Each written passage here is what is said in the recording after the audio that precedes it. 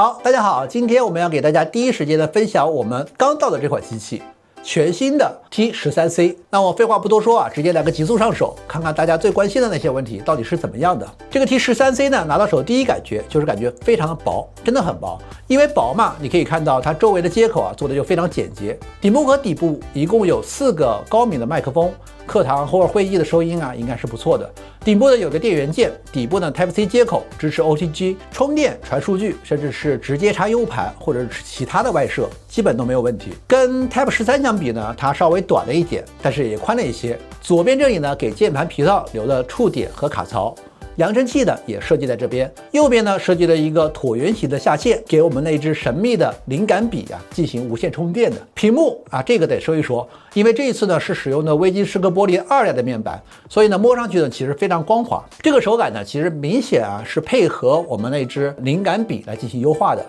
翻过来呢，背面呢是玻纤的一个工艺，摸起来也非常舒适。那么说到笔呢，那这支灵感笔呢跟以前的技术是完全不同的，它用的是一种主动式的电容技术。写字的时候呢，它能模拟一种真实的手感，产生轻微的震动。那这个呢其实还挺有意思的。那当然了，你如果不喜欢的也可以关掉。那我个人呢其实是关掉的。那配置方面呢，安卓13的系统，内存和存储呢是6+128G 的 ，CPU 呢是给到了高通骁龙855。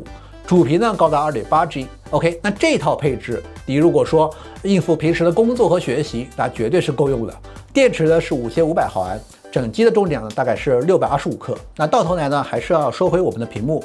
我知道呢，大家最期待的就是看到这个屏幕的显示效果。那么13.3英寸的 Kaleido 3代彩色墨水屏，因为它是绿光片来实现了一个彩色嘛，所以呢，在不开灯的情况下，它的背景颜色确实比纯白的 Type-13稍微暗一点点。300 PPI 的黑白，150 PPI 的彩色，放在13.3寸这么大的屏幕上，效果其实是非常震撼的。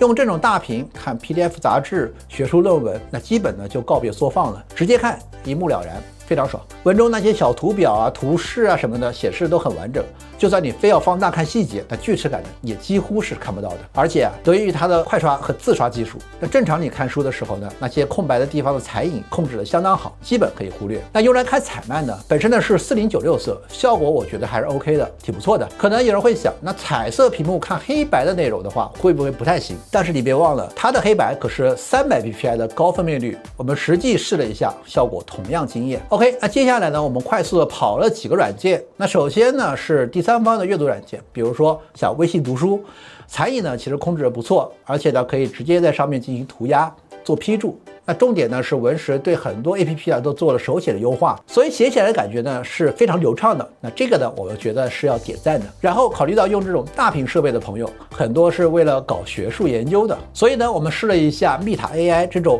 论文搜索功能的软件，整体体验下来呢也非常流畅的。APP 你直接就可以看得很清楚，把论文下载了本地阅读，那就更舒服了。办公软件呢，我们只测试了 WPS， 那只要你打开了极速刷新模式，那输入和显示呢完全可以应付工作。最后啊是视频，那当然你不能指望它像看 LCD 屏那样。我们试了网课，显示呢也是非常清楚的，画面也很连贯，而且这个很重要，画面的色彩和深度呢它不是固定的，你可以自己调，比如刷新频率、色彩浓度。像我这样就喜欢画面稍微素一点，你就完全可以根据自己的需求找到一个自己最适合的满意的状态。OK， 以上就是这一次非常快速的一个上手体验啊，因为时间确实非常短，很多东西还没来得及细玩，更详细、更有深度的一个评测，我们会放在后面的一个视频当中给大家进行呈现。OK， 那我们下次再见。